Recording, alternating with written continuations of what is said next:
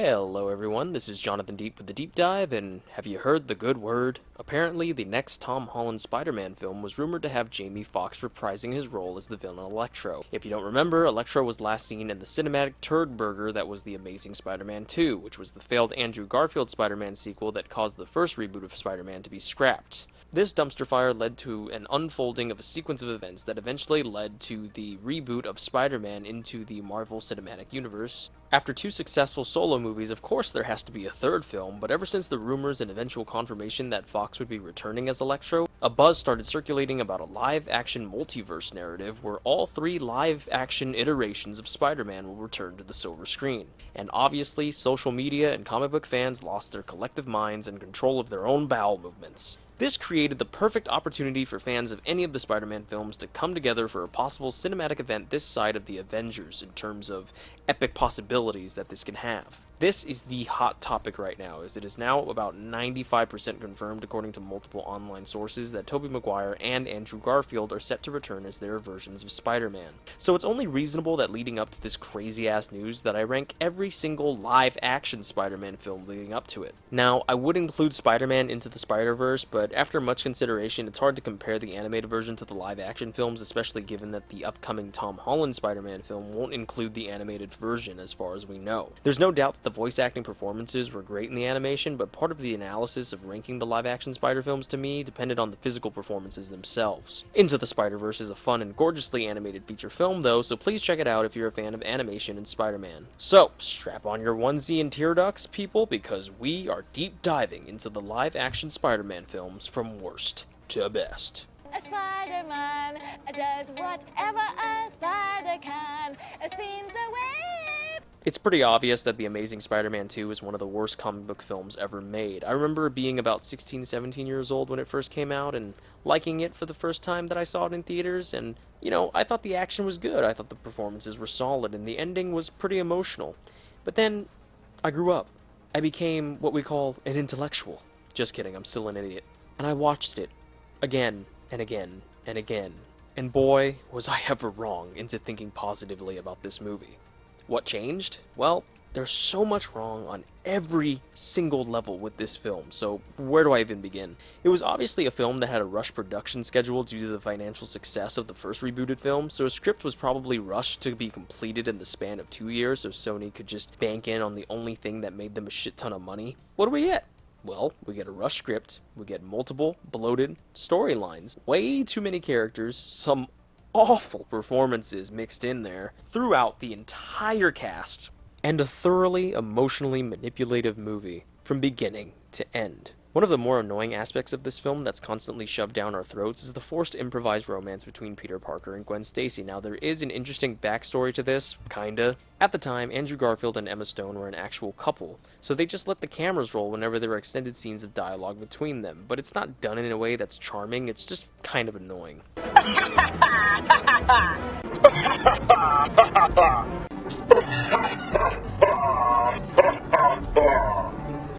When a great talent is on screen, you don't see the actress, only the character she's become. And the Oscar goes to Emma Stone.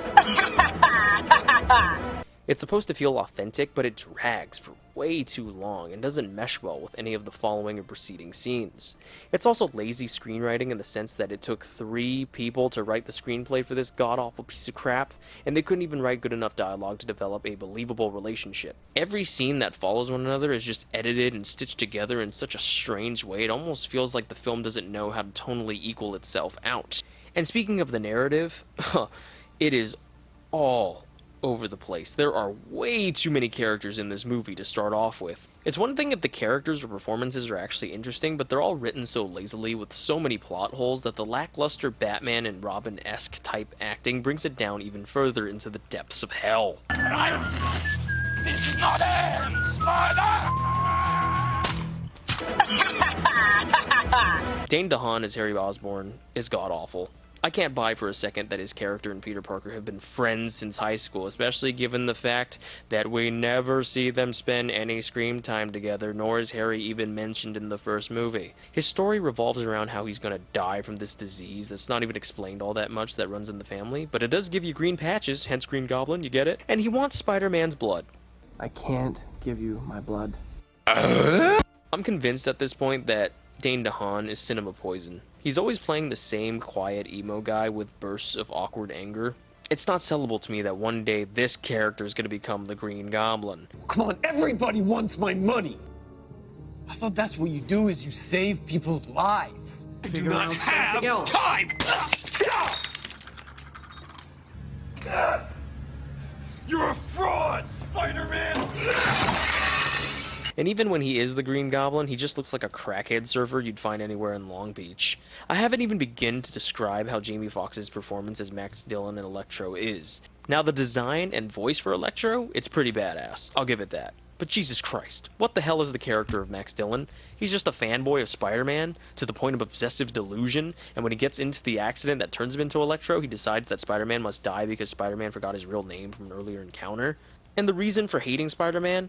Is that supposed to be deep? Am I supposed to feel sorry for Max for being a deeply insecure villain whose main motivation is that someone forgot their existence?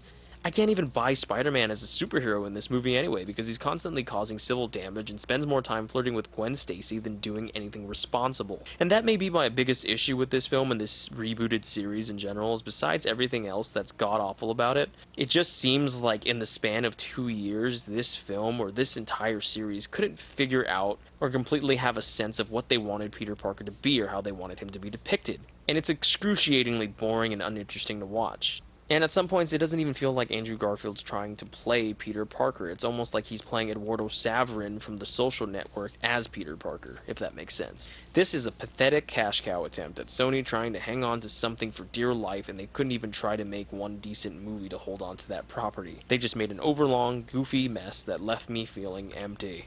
A Spider-Man does whatever a spider can, spins away.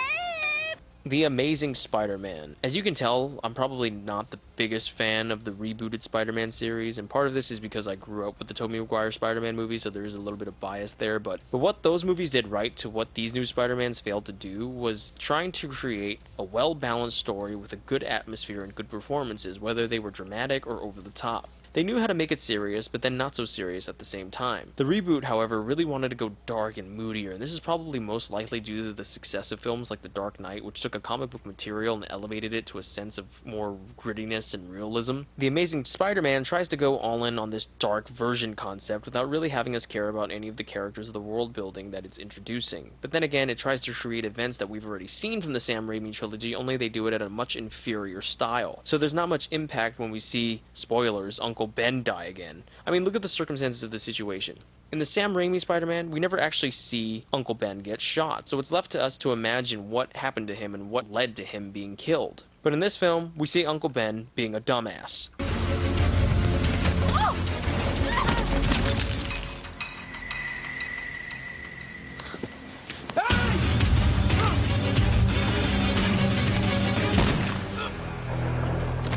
It's like you were begging to get shot. There's nothing really impactful about this. If you're gonna act that stupid, you deserve to get shot. I think the thing I've really come to despise the most in this particular iteration of Spider-Man is Andrew Garfield's lackluster portrayal and development of this Peter Parker in general. There's never anything that shows he's a genius or even academically gifted in any way. He's supposed to be like a nerd and somebody who's kind of a dweeb in a sense, but he's more of a sarcastic skater hipster in this reboot, and he's like the most attractive dude at his entire school. Like, why is he being portrayed as an outcast at his school when he's literally the only one that looks like a supermodel there?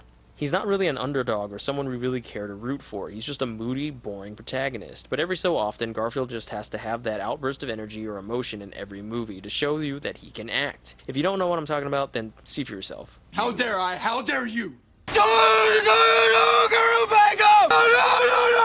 Sorry, my Prada's at the cleaners, along with my hoodie and my fuck you flip-flops, you pretentious douchebag. As for the villain, it honestly is just a run-of-the-mill mad scientist messing with the laws of human nature this side of Willem Dafoe. But Rhys Ifans is nowhere near as enjoyable or committed to his role as Dr. Connors in The Lizard as Defoe was as playing Norman Osborn in The Green Goblin. The film just feels like a pointless rehash of what we already knew and enjoyed from the past, and it offers nothing new other than a moodier take on the character. A Spider-Man does whatever a spider can, spins away. Okay, so Spider-Man 3 isn't the worst superhero film that many want to label it as, but it is by far the worst Spider-Man film of the Raimi trilogy. It often feels too much like a forced comedy of errors, even in its more serious moments. It's unfortunate because this film had plenty of potential and actual decent moments. Maguire and Kirsten Dunst are solid as always as Peter Parker and MJ, the action sequences for the most part are fun, and I did enjoy the score, and there are moments that match some of the best scenes from even its 2 previous films, such as the Birth of Sandman sequence and any fight between emo Peter Parker and Harry Osborn. Speaking of emo Peter Parker, that may be the weakest thing about this movie that everyone will always talk about, but for good reason. The introduction of Venom symbiote and Black Suit Spider-Man was a huge selling point for this film, and it's one of the most fascinating storylines of the comics. The symbiote is almost like a drug that Peter becomes addicted to, and it changes his entire persona to the point where he becomes a completely different person. That's the thing that we thought we'd be getting in this movie. We get this instead.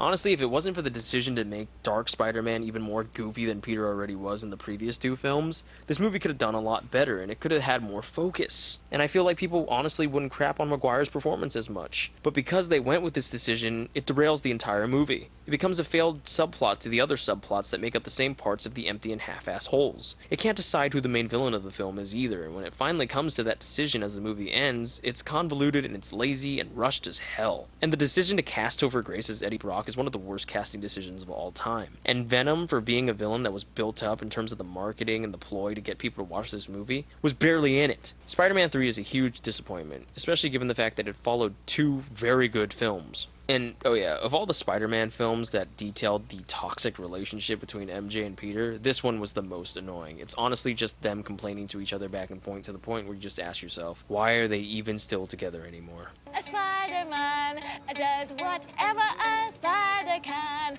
spins away. Spider-Man Far From Home is a kind of needless sequel, but nevertheless, it's a fun one. To say the least, it's a safe movie. Tom Holland is once again solid as Peter Parker and Spider-Man respectively, and the story that it takes place in overseas is interesting enough to where it doesn't become too predictable as to where the narrative is going. I enjoyed Jake Gyllenhaal as Mysterio. It was a good casting choice from the start, and I can't say too much about this character, but I do love the added depth they gave him when it came to explaining his origins and his eventual journey at movie's end. It falls into a category of a safe Marvel film, so I was pretty exhausted already from the influx of MCU films going into it, so it's impressive to say the least that at least it had my interest for most of the way through. My biggest negatives for this film, however, was the sudden romance formed between Zendaya's MJ and Peter. It just really fell out of nowhere, even with the eventuality of it becoming a thing that they would develop in future films, but given that they barely even spoke to each other in the last film, it just came very sudden to me. And it doesn't really make sense either that they would just end up liking each other like that, because she was kind of a dick to him in the last movie, and it just came out of left field and seemed forced. It's a nice follow-up to the events of Endgame, but it didn't feel as emotionally resonant or risky given that, spoiler alert, skip this if you don't want to see the spoiler alert, Peter is able to go on vacation and back to work following the death of Tony Stark, who was the closest thing he had to a father figure. I would have loved to have seen just more of how it affected Peter's psyche and his emotional being. A Spider-Man does whatever a spider can, spins away. Now this is how you reboot a solo Spider-Man movie. I honestly think that Holland's performance in this and Infinity War shows the character development of Peter Parker as a young and immature hero the best. He underestimates the situations he puts himself in for the sake of wanting to do the right thing, and he realizes often too late the effects of his actions. He's still learning, he's still young, he's imperfect. He wants to do the right thing, but he is often out of his own league and needs help way too often. This was a great opportunity to show that eventual growth and progression of Parker as a character, and I think that Holland did a fine job showing that growth. This is a much lighter Spider-Man film compared to the darker tone that the Amazing Spider-Man films were going for, but in this regard, the lighter tone works perfectly fine. I enjoyed Michael Keaton as the villain of the film as the Vulture, who actually has a pretty damn good motivation to become a villain in the first place. He's not just somebody trying to take over the world or just wants to be evil for the sake of being evil. He's self-motivated, sure, and he's selfish in the sense that he's committing crimes, but there's a touch of selflessness when you realize exactly why he's doing it. In terms of performances, I really enjoyed Robert Downey Jr. again, who has an awesome brief appearance in this film as Tony Stark. Marissa Tomei is solid as a much younger and less monologue-filled Aunt May, and the action sequences, though brief in scope and scale, are still fun to watch. A Spider-Man does whatever a spider can. Spins away. Okay, say what you want about this film being outdated, but come on, it's badass. Even if it's cheesy as hell. It's probably the cheesiest Spider-Man film ever made, to be honest. But despite the cheesiness of this film, the impact of Spider-Man and the success it had critically and financially allowed studios to have more faith being put into adapted comic book films for better or worse. Tobey Maguire, even though he looks 30 in this movie, is pitch perfect as a nerdy, dorky, but hopeful Peter Parker. His awkward but elementary-like chemistry with Mary Jane is believable enough to buy. It has some of the best moments in any Spider-Man films, whether it's the wrestle fight sequence with Randy Savage or Peter discovering his powers for the first time. But the biggest takeaway I can get from this movie that makes it amazing for me, despite its obvious flaws, is one man. Willem motherfucking Dafoe. He's a perfect villain, and a perfect performance is given from Dafoe himself. It's almost scary how into his role Dafoe is, even if it's super cheesy in retrospect, because he never breaks. You know how much I sacrificed? Sleep. Lead us not into temptation, but deliver us.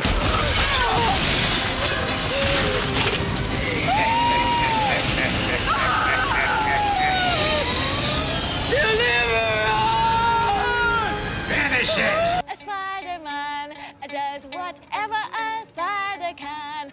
Spins away. Ah, Spider-Man 2. Spider-Man 2 is one of the best superhero films ever made. It takes everything that was great about the first film and improves upon it in every way this time around. This is the first film that shows the sacrifices that Peter has to make, whether it's being a full-time student, a full-time worker, or just being Spider-Man full-time of all things at the same time. Maguire does his best job in this film, particularly portraying somebody who is lost in his own sense of happiness and responsibility. He constantly battles between choosing the life that seems best for him and the life that serves his destiny best. Raimi does a fantastic job showing these inner struggles through his relationships with MJ, his best friend Harry, and his eventual comrade and enemy Dr. Otto Octavius. It's the most emotionally resonant Spider-Man film and actually takes time to develop Peter as a fully fleshed out person with real doubts about his own responsibilities as a man trying to live his life, but also trying to do the right thing given his powers. It's funny, charming, exhilarating, and even downright scary.